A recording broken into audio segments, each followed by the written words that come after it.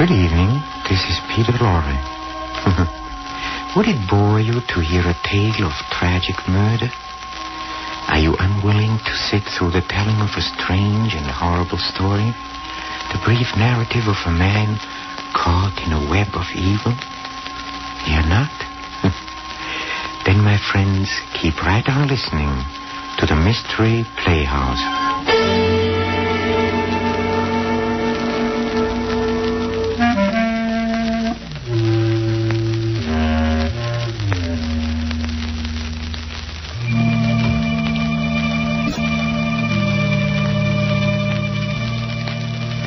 A sense of humor, I've heard it said many times, is of real benefit to him who possesses one. The sense has come to be so generally admired that it has attained the stature of a first-class virtue. Well, the fellow whom you're about to meet, while hardly falling into the virtuous category, he does have a sense of humor. Things like murder or hate and madness, or someone telling him his mother just died, practically rose him in the aisles. He loves a good, ghoulish joke. Oh, and he loves to tell them, too. He's about to start one now. So follow me, please, to the inner sanctum and your host, Raymond.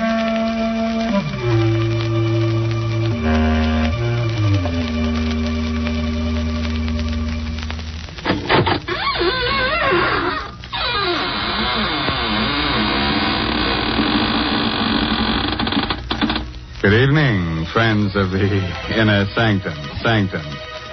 Now, come in, won't you? This is your host, Raymond, again, disturbing the peace. Say, have you ever had the screaming meanies? Did you ever get an attack of the yelling and wailing jitters? You walk in your sleep? Do you ever wake in the middle of the night shrieking at the top of your lungs? Oh, you do? Well, you must be a hard person to live with.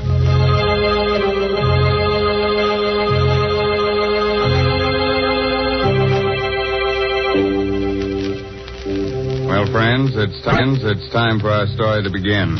From this point on, forget everything pleasant. Get a finger ready to chew on, turn the lights down low, and listen to Peter Lorre tell you the blood-curdling tale, Death is a Joker. Come with me to the criminal courts building. A tense hush falls upon the spectators as Charles Luther takes the stand. Gentlemen of the jury, I'm accused of murder. I'm an actor, a comedian. Look at my face. Ugly, huh? Yes, so ugly that whoever looks at it laughs. I'm not telling you in sympathy for myself. I tell you this because it is important to your understanding the strange events that brought me to this courtroom today to plead for my life. Shortly before midnight of November 28th, I went to the apartment of my friend Robert Langwell, the famous actor and matinee artist. Charles, well, this is a surprise. Come in. Thank you. Would you like a drink? No, don't bother. I don't want anything. No? Well, then, here, may I take your thing? Oh, excuse me.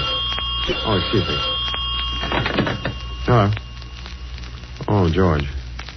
Yes, I have the money for you. You'll be up? 20 minutes? Yes. Goodbye. George Galvin. You know him, Charles? Yes. Rotten actor. But an excellent poker player. So I've heard. Robert, before leaving the theater tonight, someone told me that you and Julie Winthrop are going to be married. Is it true? Yes, we'll be married. Gets a decree in Reno. You must not marry Julie. Not marry Julie? Well, who can do? I know Julie well, and I also know you. That's why you must not marry her. Charles, it might be better for you to mind your own business. Julie and I are in love with each other. No, you're not. She's fascinated by your good looks. She's impressed by your fame, but she does not love you. Now, look here. We may be old friends, but I've stood all I'm going to. Wait a moment. I get it now. You're in love with her yourself. I I'm in love with Julie. No, we are just friends. Friends? You're madly in love with her. That's why you came here tonight, isn't it? No. Friends. Stop your laughing. You in love with a girl like Julie. Why should my love make you laugh? Admit it, huh? All right, I do. Why is it so funny? Do you think she'd have you? You, a clown, ugly, clumsy? You in love with Julie? And why not? Why not? You! Stop your laughing. Stop it. Can I? Look at yourself. Charles, let go of me. No. You're choking. Let go. A joke, huh? Charles. A joke. Laugh. Go ahead. Laugh now. Laugh. Robert. Robert. I didn't mean it. Robert. Lord, what have I done?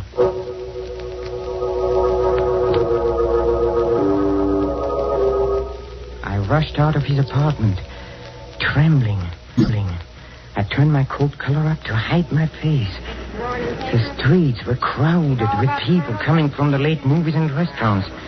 I tried to make myself act naturally, but it was impossible. Everyone I saw, every pair of eyes that looked at me, seemed to accuse me of my crime. Papers. Waited for the light to change. Paper, mister. Morning paper. Read about the Reynolds execution. Here, let me have one. There you are. I didn't know Reynolds was to be executed tonight. Yeah. They burned him. Well, he deserved it. Murdering his friend like he did. Oh, wait a minute, mister. You forgot your change. Oh, never mind.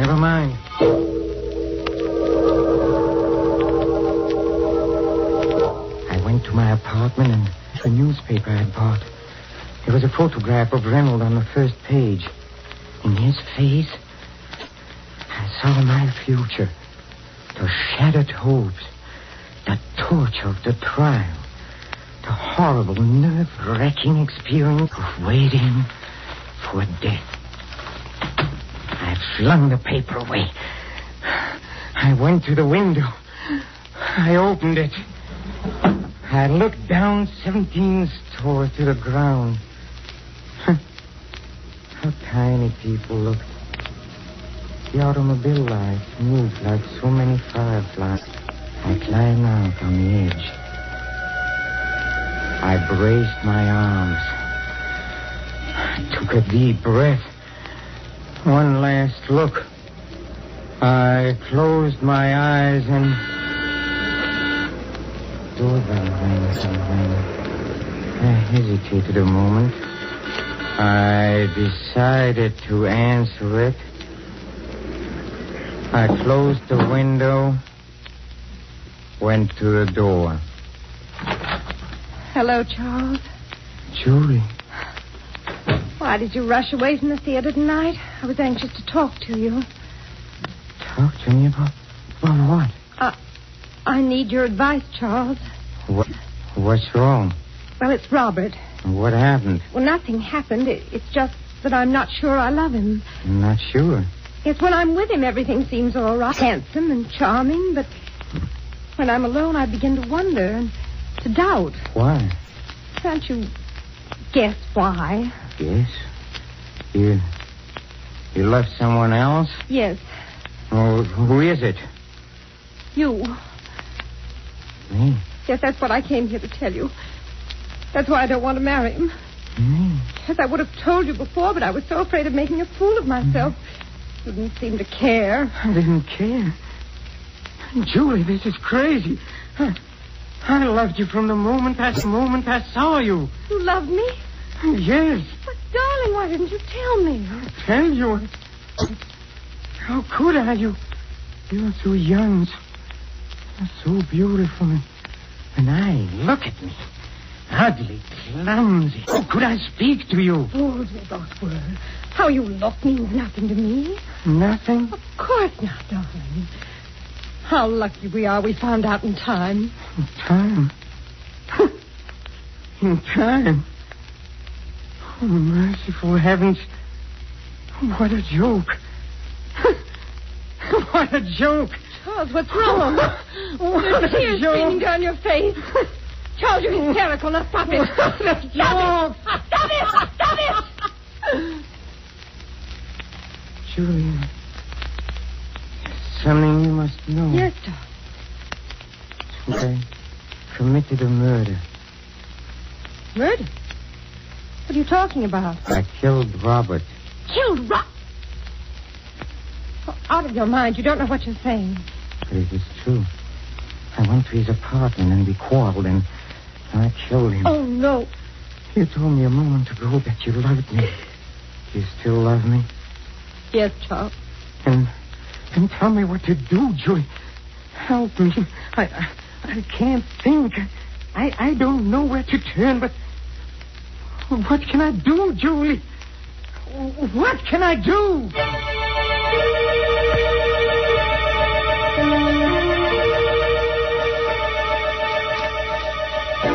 Pull yourself together, Charles.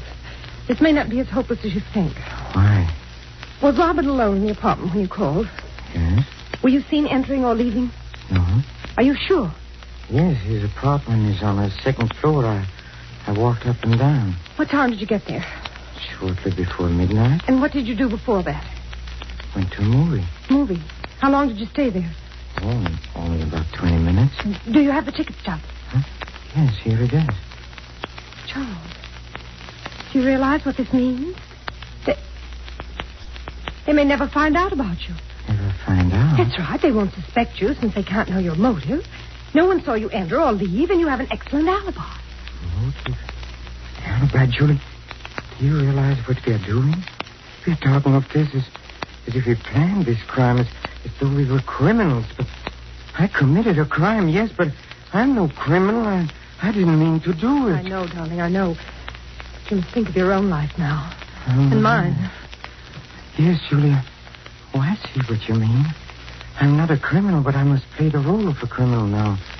A subtler, clever criminal who is cunning enough to escape punishment. Can I do it? Can I do it, Julia? Charles, listen to me. We must find out how much the police know. If it's hopeless and they have found out about you, then it would be best to give yourself up. But let's not make any decisions until we know. But how can we know? Did Robert expect anyone tonight? Yes, George Galvin phoned while I was there. He said he'd be up in about... Then the body must have been discovered by now. Yes, I'm sure the police must be there by this time. I think that I'll go to Robert's apartment. No, Julie, no. I don't want you to become involved. I'm already involved. If it weren't for me, this horrible thing would never have happened. The least I can do is to help you now. But, Julie... Promise me you'll not leave this apartment, Charles. All right. I won't be long. Julie. Yes. If something happens, if something goes wrong and is separated before you return, I want you to know that I don't know what to say, Julie. You don't have to say it, darling. I know what you mean. Goodbye. Goodbye. A criminal. I have to think like one, to act like one, have to be one. What question would they ask? Where were you at 12 o'clock midnight of November 28th? I was in a movie. Here's the stub.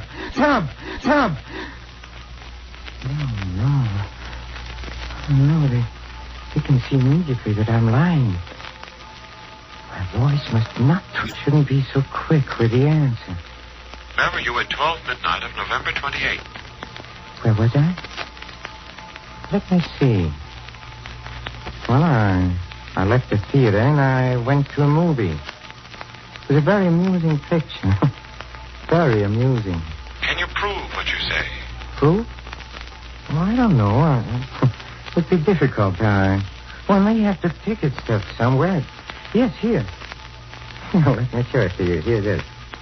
Did you ever quarrel with Robert Langwell? Quarrel with... We were friends. We played in many shows together. We were on the best of terms. That's all, Mr. Luther. You may leave now. Yes, I can plead. It is possible. I can escape punishment. police. Can it be the police? Or maybe it is Julie.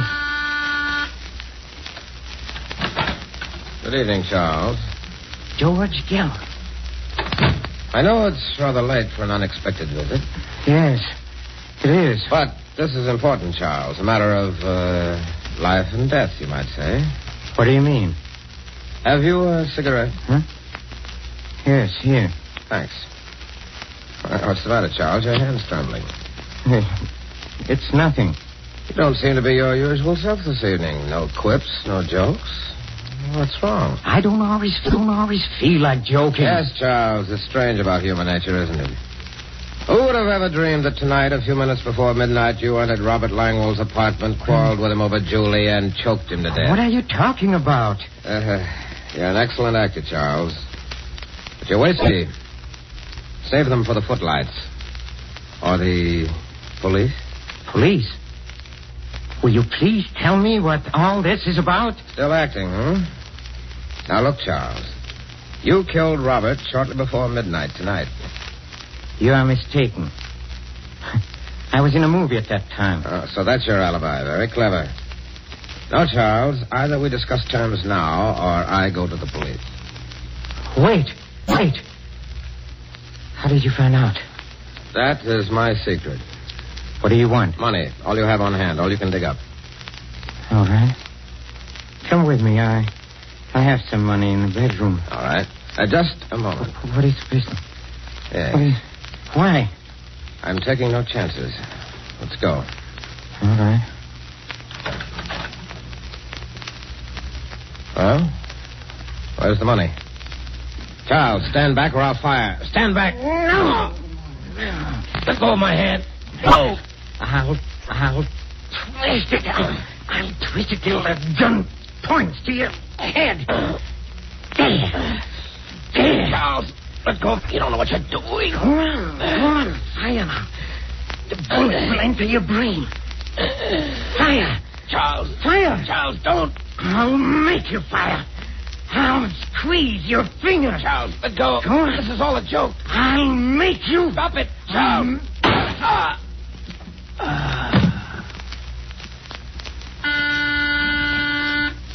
Just a second.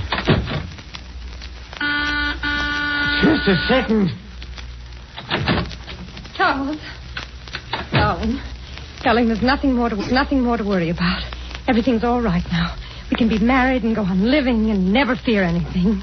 What makes you say that? Darling, you didn't commit a crime at all. Alive. Alive? Yes, he's downstairs now paying the taxi.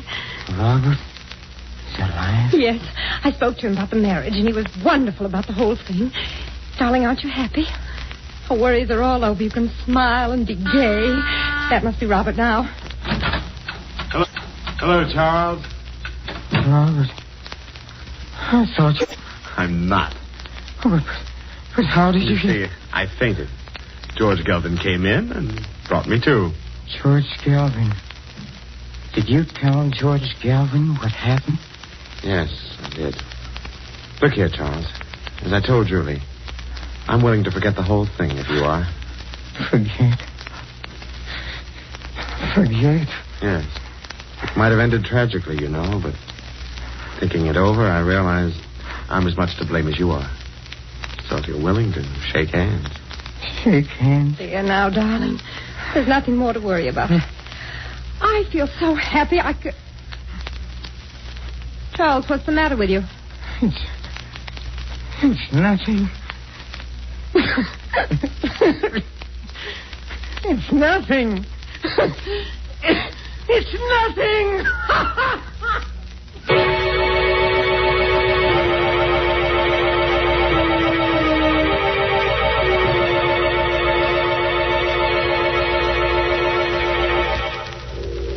Gentlemen of the jury, I became a criminal well, because I thought I had committed a crime and I had to think like a criminal. My motives were those of all men. I wanted happiness and wanted marriage to the woman I loved. What would you have done in my place?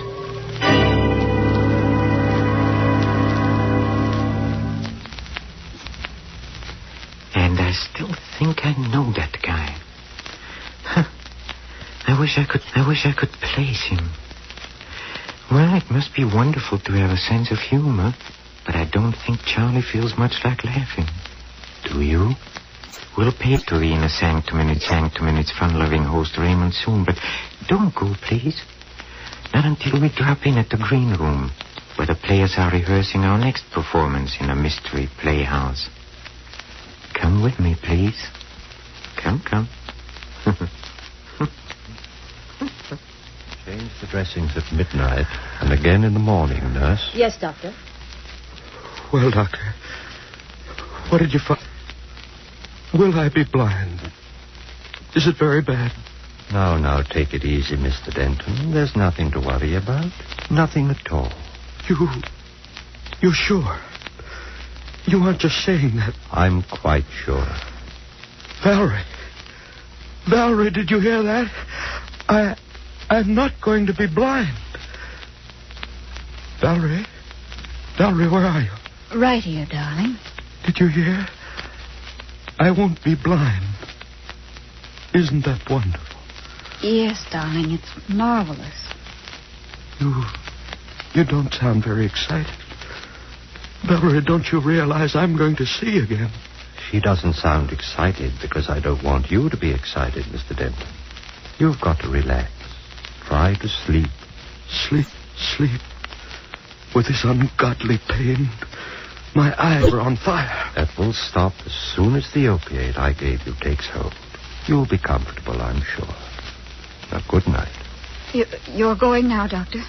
Yes, I'll look in on your husband in the morning. Stephen? Yes, Valerie? Do you mind if I step out into the corridor for a moment? But you promised not to leave me. I'm afraid, Valerie. Everything's so dark. The nurse will be here, dear, if you want anything. I just want to ask Dr. Wade some questions. Questions? But he's already told us. Yes, Stephen, I know. But I'd like to find out about the treatment and how I'm to take care of you when we get you home, you know. Just little things. All right. But hurry back. I want you near me. I will, dear. Good night, Mr. Denton. Good night, Doctor. And thank you. You're quite welcome. After you, Mrs. Denton. Thank you. I suggest we step into the consultation room across the hall. We'll have more privacy. All right. Here we are. Thank you. Well, it's been a long time, Valerie. Yes, Paul, it has. Almost 10 years, isn't it? About that. Strange that you should have called me, of all people, to treat your husband's eyes. Oh, I was panicky, Paul. I didn't know what to do. It all happened so suddenly. Stephen was working in his laboratory at the house when suddenly I heard a violent explosion. I ran in and found him clutching his eyes and screaming, "I'm blind." First thing I thought of was an ambulance. Then you... Why didn't you think of me 10 years ago? That's not fair, Paul. Was it fair to turn your back on me and then to marry a man almost twice your age? Paul, please, why bring up ancient history? It isn't ancient history to me. I've never forgotten you. About Stephen's eyes. What about them? I have a feeling that you weren't telling him the truth. You're right. Oh, you mean he's not going to regain his sight? He's going to be blind? Oh, Paul. You don't expect me to be turned, do you, Valerie? After all, he did take you away from me. Don't be vindictive, Paul. It wasn't Stephen's fault. He didn't even know of your existence. And you never told him that we were on the point of being married. No, never. It's rather ironic that we should meet again at the bedside of my rival, your husband, a man who may forever walk in darkness. Don't say that, Paul. It's horrible. But unfortunately true. A moment ago, you told me not to be vindictive. I'm not, really. But if I were, I could have my fill of vengeance if I told him about us. And then told him that he'll be blind forever. Or I might take another form of revenge. I could tell you that an operation is called for. A very delicate operation. Are you trying to say that there might be a chance? Yes. But supposing I refuse to perform the operation? Paul, you're joking. You can't mean that. Perhaps not. But you call me vindictive. Suppose I operate and my scalpel slips. What if he dies? That would be murder. You're not a murderer, Paul. You wouldn't risk your professional reputation. Why must you torment me this way? You really love him, don't you? Yes, I do. Then forget the things that I've been saying. I want you to think of me, friend. I want you to trust me. I do trust you, Paul. Thank you. Now as to the possibility of surgery. Here is the situation. The transparent film over your husband's eyes, the corneas, were burned and torn by the explosion. They've been so damaged that blindness will result, even though the eyes heal. But you think an operation would cure that? Possibly, although it's a very delicate job. The injured cornea must be peeled away and replaced by a fresh, healthy one. Where can you get healthy corneas? From the eyes of the dead. It isn't quite as horrible as it sounds, Valerie. You know, dying people often will their eyes for just this purpose. We maintain what we call a corneal bank. It's much the same as a blood bank, but there's this difference. Corneal tissue can't be stored more than 48 hours. It must be fresh, or it's no good. You have some available in the bank? No, that's the trouble. I'm afraid we haven't. But there's got to be some, Paul. I don't know where, Valerie. Unless... Unless what? I was just thinking. Last night, one of the interns asked me to look at a charity case that puzzled him. The patient is a Hindu or a Persian named Chandra. He lives in a dirty little shack near the waterfront. Yes, Paul. I stopped by and examined him. I found an incurable condition. There's no way to save him. He won't live more than a day or two. But his eyes are healthy. You mean you think he might... I don't know. You'd have to have his consent, of course. Take me to him, Paul. I'm sure I can make him understand. Oh, it may not be so easy, Valerie. He's a strange person. A mystic and a spiritualist. Let me try. Just take me to him. All right. We can go there now.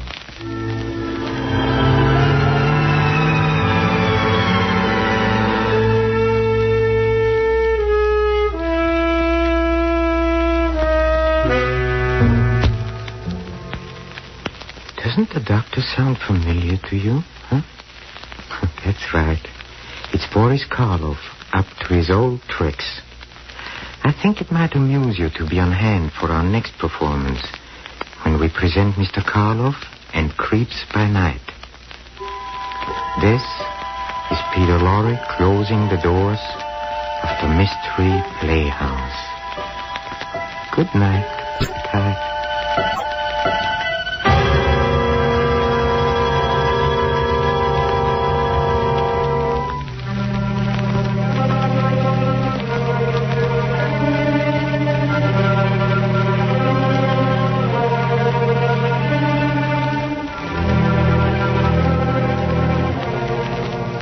Forces Radio Service.